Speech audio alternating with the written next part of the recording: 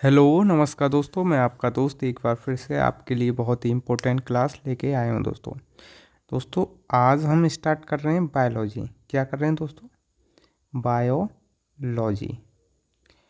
ये आपके रेलवे के जो एग्ज़ाम हैं, किसके? रेलवे के। चाहे रेलवे का ग्रुप डी हो, कौन सा दोस्तों? ग्रुप डी या एनटीपीसी। एनटीपीसी ये दोनों के लिए बहुत इम्पोर्टेंट है, क्योंकि ग्रुप डी में लगभग, जहाँ तक मैं जानता हूँ, 25 प्रश्न ग्रुप डी में आते हैं साइंस के। वहीं लगभग 15 प्रश्न साइंस के एनटीपीसी में आते हैं। वहीं जो बायोलॉजी का सेक्शन है ग्रुप डी में, वो लगभग मान लो 9 प्रश्न रहते हैं। सबसे ज़्यादा बायोलॉजी के रहते हैं, तो इस वजह से बायोलॉजी आपके लिए बहुत इम्पोर्टेंट है। और ये दोस्तों आज की जो क्लास है, ये क्लास नंबर 1 है। कौन सी दोस्तों?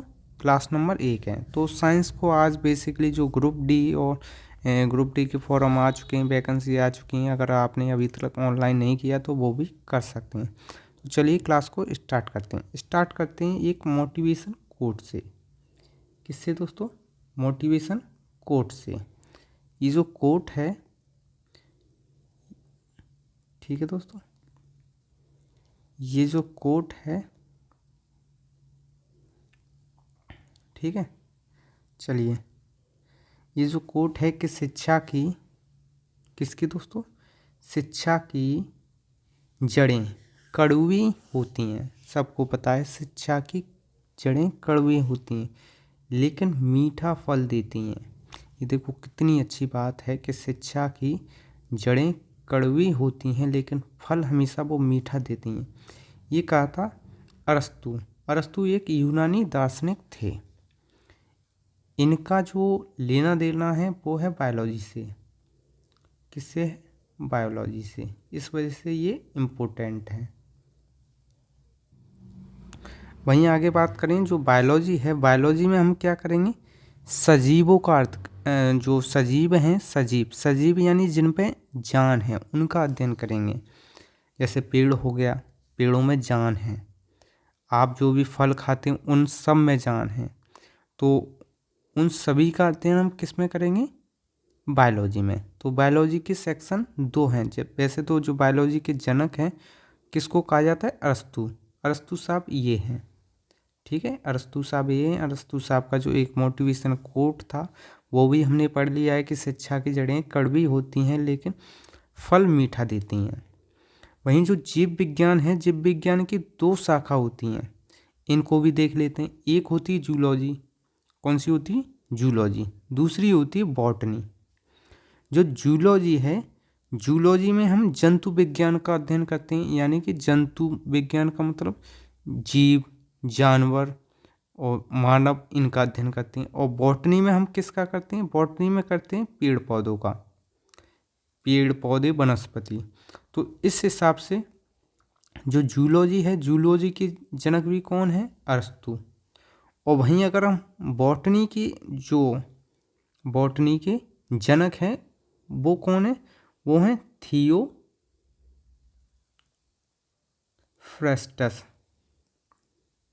तो इसके कौन है? थियोफ्रेस्टस। तो ये चीज़ कंप्लीट हो गई। ये भी पूछ लेता है, ये बेसिक है कि बॉटनी के जनक कौन है? थियोफ्रेस्टस। जूलॉजी के अरस्तु। ठीक है दोस्तों। वहीं बात करें दोस्तों, जो जीव विज्ञान है, इसका जो नामकरण था वो किसने किया था? वो किया था लेमार्क और ट्रेविनस। किसने? लेमार्क और ट्रेविनस ने। ठीक है दोस्तों। और आधुनिक वनस्पति विज्ञान के जनक कौन है? वो है कैरोलस लीनियस। तो ये बेसिक सी बातें हैं, ये हो गई हैं। तो आज सबसे पहले जो स्टार्ट करेंगे वो करेंगे सेल। ये तो बेसिक नॉलेज थी। अब कर रहे हैं सेल यानी कोशिका। कोशिका के बारे में बात करें, कोशिका विज्ञान। किसके बारे में देखेंगे? कोशिका। तो कोशिका की अगर वो पूछ ले, कोशिका क्या है? कोशिका एक शरीर की बुनियादी संरचनात्मक, कार्यात्मक एवं जैविक इकाई है। कैसी? संरचनात्मक, क्रियात्मक और बुनियादी जैविक इकाई है। ठीक है दोस्तों। और जो कोशिका का अध्ययन होता है उसको क्या बोलते हैं? साइटोलॉजी। क्या बोलते हैं दोस्तों, साइटोलॉजी। और जो कोशिका की सर्वप्रथम खोज किसने की थी 1665 में, ये बहुत इंपॉर्टेंट है। ये किसने की थी, रॉबर्ट हुक। रॉबर्ट हुक नामक व्यक्ति ने की थी, वो ये हैं। इन्होंने क्या देखा कि ऐसा एक ये मृत कोशिका की, इन्होंने जो की थी वो मृत कोशिका थी। तो इन्होंने ऐसे जो ये हैं, ये इस प्रकार के सेल देखे। ठीक है दोस्तों, आपको अगर नहीं दिख रहा हो तो ये देख रहे हैं सेल ये हैं, ये ऐसे इन्होंने देखे थे। इन्हीं सेल को, इन्हीं डिब्बों को, मान लो आप जो भी भाषा बोलें, डिब्बे हो गए, इन्हीं को इन्होंने किससे कंपेयर किया है, इनको किया था जो जेल में यानी कमरे होते हैं, वो सेल बोलते हैं कि इस सेल में है जो मुजरिम है इस सेल में है, तो उसी अनुसार इसको क्या बोला गया, सेल, यानी इसमें सेल में रखा है। ठीक है दोस्तों, ये भी बात होगी। और ये कौन सी, मृत कोशिका। और इनको ही फादर ऑफ, इन्हें ही फादर ऑफ साइटोलॉजी कहते हैं। क्या कहते हैं, फादर ऑफ साइटोलॉजी। इनकी जो पुस्तक है वो कौन सी है, माइक्रोग्राफिया। ये आपके लिए बहुत इम्पोर्टेंट है। क्या है दोस्तों पुस्तक, माइक्रोग्राफिया। आगे जो बात करें कि कोशिका में हम क्या क्या पढ़ेंगे, कोशिका की परिभाषा देख ली, वो क्या है, क्रियात्मक, संरचनात्मक और बुनियादी जैविक इकाई है। कोशिका की खोज देख ली रॉबर्ट हुक ने, वो भी कौन सी, मृतक कोशिका की। इसके बाद देखेंगे कोशिका सिद्धांत, उसके बाद देखेंगे कोशिकांक। कोशिकांक में सेल देखेंगे, इसमें क्या देखेंगे, सेल मेम्ब्रेन देखेंगे, सेल वॉल, सेल भित्ति। ठीक है, साइटोप्लाज्म देखेंगे, न्यूक्लियस देखेंगे, राइबोसोम देखेंगे, और उसके बाद एंडोप्लाज्मिक रेटिकुलम देखेंगे, गोल्जी बॉडी देखेंगे, लवक देखेंगे, माइटोकॉन्ड्रिया देखेंगे और लाइसोसोम। तो आज की क्लास के जो आज की टॉपिक हैं ये हैं, अगर आप देखना चाहें तो ये देख सकते हैं, ये आज की क्लास के टॉपिक हैं। वहीं बात करें कोशिका, जैसे कि आपने मकान बनाया है, तो मकान में जो ईंट लगाते हैं तो वो क्या है, सबसे छोटी इकाई है, तभी तो पूरा मकान बनता है। तो मकान की जो इकाई है वो क्या है, ईंट। वैसे ही पूरा शरीर किससे बना है, पूरा शरीर बना है सेलों से। तो शरीर की सबसे छोटी इकाई कौन सी है, सेल यानी कोशिका। अब समझ में आ गया। आगे बात करें, जैसे कोशिका जो सेल है, सेल मिलकर क्या बनाता है, टिश्यू, और टिश्यू मिलकर क्या बनाते हैं, ऑर्गन मिलकर क्या बनाते हैं, सिस्टम मिलकर क्या बनाते हैं, बॉडी। लेकिन एक बात समझने की है, जो सेल हैं, सेल जैसे कि जो न्यूरॉन्स होते हैं दिमाग वाले, उसके सेल अलग होते हैं। जो हेपेटिक कोशिका होती हैं वो अलग होती हैं। जो बोन सेल होती हैं यानी कि जो हड्डी वाली सेल वो अलग होती हैं। और जो ब्लड वाली सेल होती हैं वो भी अलग होती हैं। ये यानी सारी, और स्टमच वाली अलग होती हैं, पेनक्रियास सबकी अलग अलग होती हैं। ठीक है दोस्तों, ये चीज़ आपको याद रखनी चाहिए। टिश्यू यानी एक ही ऊतक बनेगा, एक नहीं सॉरी, ऊतक, और ऊतकों का समूह क्या कहलाएगा, ऑर्गन पूरे शरीर में बहुत हैं। बहुत का मतलब लीवर भी है, स्टोमच भी है, छोटी आंत, बड़ी आंत, ये सारे ऑर्गन हैं। और इन सभी ऑर्गन को मिलाकर क्या बनती है, बॉडी। ये चीज़ आ गई होगी समझ में कि नामकरण जो हुआ था सेल यानी सेला। और मॉडर्न साइटोलॉजी के कौन है, स्वानसन। आगे, सर्वप्रथम जीवित कोशिका की खोज 1600 कब दोस्तों, 1674 में एंटोनी वॉन लीवनहॉक ने की थी। ये चीज़ आपको याद रखनी है, एंटोनी वॉन लीवनहॉक। आगे बात करें, इन्हीं को क्या बोलते हैं, इन्हीं को बोलते हैं फादर ऑफ बैक्टीरियोलॉजी। लीवनहॉक की जो पुस्तक है वो क्या है, अर्कना नेचर। ये कौन सी, अर्कना नेचर। ये किसने लिखी, एंटोनी वॉन लीवनहॉक ने। ये है एंटोनी लीवनहॉक हैं, उन्होंने बैक्टीरिया, प्रोटोजोआ, आरबीसी और स्पर्म की भी खोज की थी। किस किस की? Bacteria, protozoa, RBC, red blood cell और स्पर्म आदि की खोज की थी। किसने? लीवन-हॉक ने। आगे बात करते हैं कोश का सिद्धांत। किसकी बात करते हैं? कोश का सिद्धांत। कोश का सिद्धांत किसने दिया था? स्लाइडन और स्वान ने। अगर आपको यहाँ पे थोड़ा जानने की इच्छा है तो स्वान है, स्वान ने क्या दिया था? जंतु कोशिका के बारे में, जंतु कोशिका।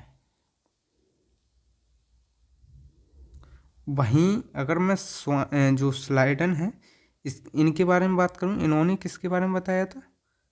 पादप कोशिका। तो इन दोनों को मिलाकर तब बनता है कोश का सिद्धांत। कोश का सिद्धांत में क्या क्या था? कहा गया था कि शरीर कोशिकाओं से बना हुआ है, नंबर 1। ठीक है। दूसरा, कोशिका शरीर की इकाई है। ये चीज़ कही गई थी। ठीक है। ये कोश का सिद्धांत में लिखा है। जैसे ये है, ये सारी चीज़ क्या है? सेल थ्योरी में लिखी हुई है कि human cell, plant cell, bacteria cell, ये सारे अलग अलग होते हैं। और जो मृतक कोशिका होती है उसको क्या बोलते हैं? नेप्रोसिस। ये चीज़ आपको याद रखनी चाहिए। क्या बोलते हैं? नेप्रोसिस। सबसे छोटी कोशिका क्या है? माइक्रोप्लाज्मा। इसको क्या बोलते हैं? बायोलॉजी का जोकर बोलते हैं। क्या बोलते हैं? जोकर। बायोलॉजी का जोकर बोलते हैं। और इसको बोलते हैं पीपीएलओ। पीपीएलओ। तो ये आपके लिए कुछ एक्स्ट्रा फैक्ट हैं जिनको आप याद रख सकते हैं। आगे बात करें, सबसे बड़ी कोशिका किसकी? सबसे बड़ी कोशिका किसकी? शुतुरमुर्ग का अंडा है सबसे बड़ी। किसका है? शुतुरमुर्ग का अंडा। और ये पता है कितना होता है? ये होता है लगभग 1.5 किलोग्राम का। और ये मुर्गी के 25 अंडों के बराबर होता है। जो मुर्गी है, मुर्गी के 25 अंडों के बराबर होता है। ये फैक्ट हैं, जान लो थोड़ा बहुत, इच्छुक रहो। शुतुरमुर्ग का ये अंडा है, इसका वजन 1.5 किलोग्राम लगभग होता है। और ये जो मुर्गी के 25 अंडे होते हैं उनके बराबर होता है। सबसे लंबी कोशिका वो कौन सी होती? तंत्रिका कोशिका, यानी ब्रेन सेल। जो दिमाग की जो कोशिका होती है वो सबसे लंबी होती है। ये होती है मानव बॉडी में, मानव में तो ये होती है। वैसे देखा जाए तो जो व्हेल मछली है, कौन सी? व्हेल। जो व्हेल मछली है इसकी कोशिका सबसे लंबी होती है, सबसे लंबी होती है। अब कितनी लंबी होती है? वो होती है 10 से लेकर 30 मीटर। 10 से 30 मीटर की ये सबसे लंबी कोशिका होती है। और जो तंत्रिका कोशिका है इसका कुछ हिसाब ऐसा है कि जब व्यक्ति का जन्म होता है उसके बाद इसमें डिवीज़न ही नहीं होता है। यानी जो सेल डिवीज़न होता है, सेल नई मरती हैं, नई बनती हैं, मरती हैं, नई बनती हैं। आपको बता दूं, आप जब तक मेरी क्लास देख रहे हैं तब तक आपके करोड़ों सेलें नई बन जाएंगी और मर भी जाएंगी। ऐसी नहीं कि नई बन जाएंगी और मर जाएंगी। अगर आप अपने हाथ को थोड़ा सा भी रगड़ देंगे तो उससे भी 1 आध लाख आपकी सेल नीचे गिर जाएंगी। सेल बहुत बारीक होती है, उसको ओनली हम किससे देखेंगे? माइक्रोस्कोप से देख सकते हैं। ऐसे जो तंत्रिका कोशिका होती है इसमें सेल डिवीज़न नहीं होता है, यानी जो है वही रहेगी। जैसे आपने बोले कि बुद्धि सटियाई गई है, यानी वो थोड़ी पुरानी हो गई। जो नई सेल होती हैं वो तंदुरुस्त रहती हैं, वो सोचने समझने में अच्छी रहती हैं, वो याददाश्त अच्छी रहती है। जैसे समय के साथ आदमी की बुद्धि सटिया जाती है कि वो सोचने समझने में थोड़ा कमज़ोर होता जाता है। तो एक व्यक्ति 30 साल तक अच्छा उसका दिमाग काम करता है। आपने ये जो बड़े बूढ़े होंगे, वृद्ध लोग होंगे, उनका भी दिमाग देखा होगा, वो थोड़ा वैसा हो जाता है। तो ये क्या है? तंत्रिका कोशिका किसी भी प्रकार का इसमें विभाजन नहीं होता है। क्षतिग्रस्त कोशिका को ठीक नहीं कर सकते हैं। इसी कारण सिर पर चोट लगने से शीघ्र ही मृत्यु हो जाती है। इसके बारे में हम न्यूरोलॉजी पढ़ेंगे, जो न्यूरो सिस्टम है उसमें देखेंगे। इसमें बताने को बहुत चीज़ है। ये डेंड्राइन हो गया, ये सोमा हो गया, ये स्नेप्स हो गया, जो भी आप, ये माइलिन सीट है, ठीक है, ये नोड ऑफ रनवे है। तो ये सारी चीज़ें हैं, तो ये हम उधर ही बताएंगे जब ये पढ़ेंगे। और सबसे तेज़ी से कोश का विभाजन किस में होता है? वो होता है लीवर में। इसमें बताऊं कि लीवर अगर किसी आदमी का ख़राब हो गया है तो उसको अगर ट्रांसप्लांट करवाना है तो वो अपने ही किसी परिवार के सदस्य का अगर वो लीवर ले ले, थोड़ा सा भी टुकड़ा, जैसे ये है, अगर हम इसका इतना भी टुकड़ा ले लेंगे, कितना, इतना टुकड़ा लेकर अपने में लगा देंगे तो ये भी दोबारा आ जाएगा और तुम्हारे में वो पूरा हो जाएगा। यानी इसमें रीग्रोथ की सबसे ज़्यादा संभावना होती है। यह अपने क्षतिग्रस्त कोशिका को स्वयं ही ठीक कर लेती है। आगे बात करते हैं जीव द्रव यानी प्रोटोप्लाज्म। इसकी जो खोज है वो किसने की थी? पुरकिंजे ने। यह एक गाढ़ा तरल पदार्थ है। यह जीवन का आधार है। ये सभी जैविक क्रियाएं इसी के अंदर होती हैं। इसका 80% भाग जल से बना होता है। ये दो प्रकार का होता है, एक कौन सा? कोशिका द्रव और एक केंद्र का द्रव। जैसे ये है, एक होता है कौन सा? साइटोप्लाज्म, एक न्यूक्लियोप्लाज्म। एक तो कोशिका द्रव और एक ये जीव द्रव। इन दोनों, कोशिका द्रव और ये है केंद्रक द्रव, और इन दोनों को ही मिलाकर क्या बनता है? जीव द्रव। यानी इन दोनों को मिला देंगे तो क्या बन जाएगा? जीव द्रव। ठीक है दोस्तों, ये चीज़ आपको याद रखनी चाहिए। तो हम किसकी बात कर रहे थे? जीव द्रव की। इसकी खोज किसने की थी? पुरकिंजे ने। यह एक तरल गाढ़ा पदार्थ है। इसका जो मेन इम्पोर्टेंट रोल है वो क्या है? जीवन का आधार। सभी जैविक क्रियाएं इसी के अंदर होती हैं। इसका 80% भाग जल का बना होता है। कोशिका द्रव कोशिका को सूखने से बचाता है कि कोशिका सूखे नहीं। ठीक है दोस्तों, और ये सारे अंग हैं। ये अंदर ये केंद्रक है, आपको बता दूं। साइटोप्लाज्म ये वाला द्रव है। ठीक है दोस्तों, अगला जो अंग है आगे वाला वो है कोशिका भित्ति। यह सेल्यूलोज की बनी होती है। किसकी दोस्तों? ये सेल्यूलोज की बनी होती है और ये केवल पादपों में पाई जाती है। यह पेड़ पौधों को सुरक्षा देती है। अब इससे क्या है कि आपको सर्दी लगी तो आप तो अपने घर में आ जाएंगे, लेकिन जो पेड़ पौधे हैं वो कहाँ जाएंगे? तो इस वजह से धूप से बचाने के लिए या कुछ भी ऐसी स्थिति है उससे बचाने के लिए उसके पास क्या होती है? कोशिका भित्ति। तो ये बाहर वाली क्या है? ये है कोशिका भित्ति। ये क्या है दोस्तों? कोशिका भित्ति। और जो अंदर वाली है ये है कोशिका झिल्ली।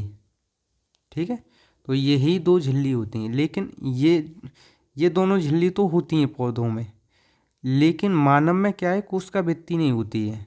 तो इसी वजह से यहाँ पे लिखा है कि ये केवल पादपों में पाई जाती है और इसका काम क्या है? पेड़ पौधों को सुरक्षा करना है। जीवाणु एक पादप है। इसकी कोशिका भित्ति पेप्टिडोग्लाइकॉन की बनी होती है।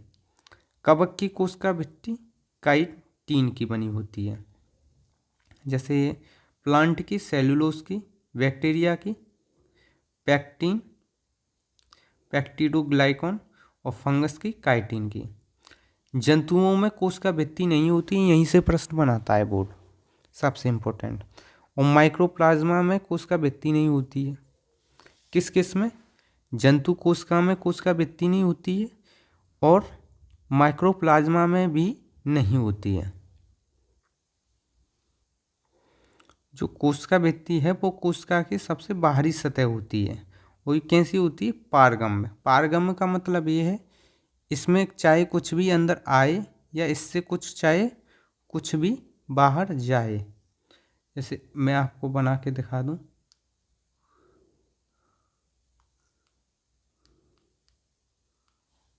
आपको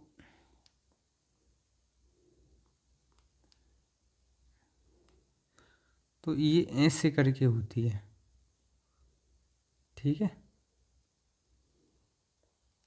तो इससे चाहे अंदर कुछ आए चाहे बाहर जाए तो ऐसी होती, यानी ये कैसी होगी, ये है पारगम्य। वहीं बात करें कोशिका झिल्ली की, ये जंतु और पादप दोनों में पाई जाती है। मैंने बताया जैसे ये है सेल, ये क्या है, कोशिका झिल्ली। इसके बाद क्या मिलेगी, कोशिका भित्ति। तो जो मानव है, मानव में ये हट जाती है, लेकिन पौधों में ये आ जाती है। ये दोनों में यही अंतर है। कोशिका के अंदर सभी अवयव इसी झिल्ली के अंदर रहते हैं। यह कोशिका के अंदर जाने वाले पदार्थों पर नियंत्रण करती है। ये कैसी, अर्धपारगम्य, यानी जिस वस्तु के अंदर जरूरत है यह उसी को जाने देगी। कुछ ही वस्तु को अंदर जाने देती है, हर किसी को नहीं। ठीक है दोस्तों, आगे बात करें अब माइटोकॉन्ड्रिया की। तो हमने क्या क्या देख लिया है, हमने एक तो साइटोप्लाज्म देख लिया है, और भी देख लेंगे, अब बहुत सारे अंग हैं। अब बात करते हैं माइटोकॉन्ड्रिया की। इसकी खोज किसने की थी, इसकी खोज की थी अल्टमैन ने। यह है ऑक्सीशोषण, यहाँ पे कौन सा होता है, ऑक्सीशोषण। और साइटोप्लाज्म में कौन सा होता है, अनऑक्सीशोषण। जो ऊपर साइटोप्लाज्म में देखा था कोशिका द्रव, उसमें कौन सा होता है, अनऑक्सीशोषण, जिसमें ऑक्सीजन की ज़रूरत नहीं होती है। यहाँ पे जो शोषण होता है इसमें ऑक्सीजन की ज़रूरत होती है। और ये कौन सा, आंतरिक शोषण है। जो कोशिका में शोषण होता है उसको क्या बोलते हैं, आंतरिक शोषण। जो हमारे फेफड़े हो गया इसमें शोषण होता है उसको बाहरी शोषण बोलते हैं। और इसमें कौन सा होता है, क्रेब्स चक्र, क्रेब्स चक्र के अनुसार बनता है। उधर क्या होता है, पायरूवेट बनते हैं। ठीक है दोस्तों, जो 2 पायरूवेट अम्ल बनते हैं और 1 पायरूवेट के बराबर होता है 18 ATP, और 18 दोनों से कितनी बनती है, 36 ATP। तो जो यहाँ पे ऊर्जा बनती है वो कितनी बनती है, 38 ATP बनती है। ATP, ATP क्या है, एक यूनिट है, मुद्रा है स्टोर करने की। जैसे आप घर में पैसा जमा करते हैं, ठीक है, वो किसी भी फॉर्म में हो सकता है। ऐसे ही ऊर्जा ये किस में होती है, ATP में। इसकी फुल फॉर्म क्या है, एडिनो ट्राई फॉस्फेट। आगे बात करें, और हमें ऊर्जा मिलती है। उसके बाद जो बाई प्रोडक्ट है उसमें हमें CO2 मिलती है, H2O मिलता है। ये हमें बाई प्रोडक्ट में मिलते हैं। ये है हमारा माइटोकॉन्ड्रिया, इसमें ही सारी प्रक्रिया होती हैं। इसी कारण इसे कोशिका का पावर हाउस भी कहते हैं। क्या कहते हैं, पावर हाउस, शक्ति गृह। माइटोकॉन्ड्रिया की जो आंतरिक दीवारें होती हैं उनको क्या बोलते हैं, क्रिस्टी। जो आंतरिक दीवारें हैं इन्हीं को क्या बोलते हैं, क्रिस्टी। ये जो दिख रही हैं आंतरिक दीवारें, इनको क्या बोलते हैं, क्रिस्टी बोलते हैं। अब देखते हैं एंडोप्लाज्मिक रेक्टिकुलम, ER। यह कोशिका के अंदर आंतरिक सहायता देता है। ये कोशिका का आंतरिक कंकाल है। ये 2 प्रकार का होता है, एक स्मूथ और एक रफ। ये कौन सा, स्मूथ, एक होता है रफ। जो स्मूथ होता है ये किसका निर्माण करता है, कार्बोहाइड्रेट और वसा का। जो रफ वाला होता है ये किसका निर्माण करता है, प्रोटीन का। जो रफ वाला है इसी पे ये जो दाने देख रहे हैं आप, छोटे छोटे येलो, इसी को बोलते हैं राइबोसोम। और राइबोसोम को ही प्रोटीन की फैक्ट्री कहा जाता है। ठीक है दोस्तों, जैसे ये है स्मूथ और ये कौन सा है, रफ। ठीक है दोस्तों, जो रफ वाला है ये किसका निर्माण करता है, ये करता है प्रोटीन का। और ये वाला वसा और कार्बोहाइड्रेट का, वसा और कार्बोहाइड्रेट का। वसा और कार्बोहाइड्रेट का करता है। तो इन दोनों में यही अंतर है। और इसमें ये वाला हिस्सा ये किसका है, रफ का, ये किसका है, स्मूथ का।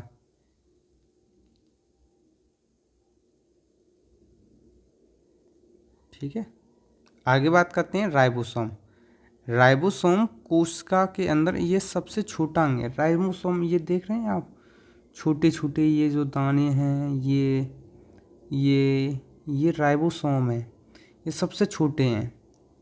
और जो इनका काम है, काम क्या है, जो प्रोटीन का निर्माण करना। इसी वजह से इसको क्या बोलते हैं, प्रोटीन की फैक्ट्री कहते हैं। ये दो प्रकार का होता है, एक होता है 70S, एक होता है 80S। 70S हल्का होता है, ये प्रोकैरियोटिक कोशिका में पाया जाता है। 80S ये भारी होता है, ये यूकैरियोटिक कोशिका में पाया जाता है। एस का मतलब होता है सेडिमेंटेशन कोएफिशिएंट, ये भी कभी कभार एग्जाम में पूछ लेता है। आगे बात करते हैं गोल्जी बॉडी की। इसकी खोज की थी कैमिलो गोल्जी। इसका काम क्या है, पदार्थ का परिवहन करना, यानी वहाँ जो प्रोटीन बनाई तो उसको क्या करेगा, वहीं पे वो पैकेट बन जाएगी और उसके बाद ये इस पे आ जाएगी। आने के बाद जहाँ पे भी ज़रूरत होगी ये वहाँ पहुँचा देगा। ये क्या है, एक तरह से यातायात में सहायक है। आगे बात करते हैं सेंट्रोसोम। इसका काम क्या है, कोशिका विभाजन में। यह मस्तिष्क में नहीं पाया जाता है, यानी जो न्यूरॉन्स होते हैं उसमें ये नहीं पाया जाता है, क्योंकि उसमें कोई कोशिका विभाजन नहीं होता है, क्योंकि तंत्रिका कोशिका में कोई विभाजन नहीं होता है। ये केवल जंतु कोशिका में पाया जाता है। पादप कोशिका में कोशिका विभाजन सेल प्लेट के द्वारा होता है। सेंट्रोसोम की खोज बेबोरी ने की थी। इसमें क्या है, जो मदर सेल है वो डॉटर सेल में टूट जाती है। अब बात करेंगे लाइसोजाइम यानी लाइसोसोम। ये कोशिका के अंदर पाचन करता है। किसका, पाचन का कार्य करता है। इसके अंदर अपघटक एंजाइम पाया जाता है। क्या होता है, अपघटक एंजाइम होता है।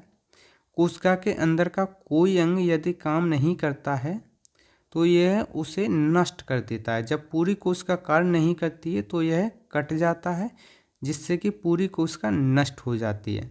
अब इसको हम थोड़ा समझते हैं, समझेंगे। जैसे ये हमारी क्या है, कोशिका है। इसके अंदर मान लो ये है क्या, लाइसोसोम। और लाइसोसोम के अंदर क्या भर रहे हैं,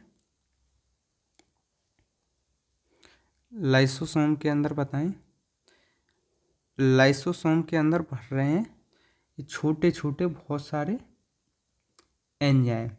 ठीक है दोस्तों, ये क्या है, एंजाइम। ठीक है साहब, एंजाइम है। अगर उसी समय मान लो यहाँ से एंटर करता है एक बैक्टीरिया। क्या करता है, एंटर एक बैक्टीरिया, और ये बैक्टीरिया अंदर पहुँच जाता है। अंदर पहुँच जाता है तो ये स्पेस से ये क्या करता है, इसको इसके ऊपर लाके गिरा देता है, जिससे कि ये मर जाते हैं। ठीक है, ओ कभी कभार ऐसा होता है कि पूरी कोशिका ही काम करना बंद कर देती। उस स्थिति में ये क्या करता है, ये अपने ऊपर की जो भी झिल्ली होती है ये उसको ख़त्म कर देता है, और ये जो भी ये सारा मटेरियल है ये सारा इसके ऊपर कुरा देता है। जैसे ये है, सारा इसके ऊपर कुरा देगा, जिससे कि पूरी कोशिका ही नष्ट हो जाती है। तो ये है, यही चीज़ इसमें बताई गई है कि इसके अंदर एक तो क्या होता है, अपघटक एंजाइम होता है। कोशिका के अंदर यदि कोई अंग काम नहीं कर रहा है तो यह उसको नष्ट कर देता है। जब पूरी कोशिका कार्य नहीं करती है तो ये खुद कट जाता है, यानी खुद मरने को तैयार है, लेकिन पूरी कोशिका को मार के छोड़ेगा। और जिससे कि ये पूरी कोशिका को, कभी कभार बहुत पावरफुल बैक्टीरिया आ जाता है तब भी इसको ऐसा ही करना पड़ता है।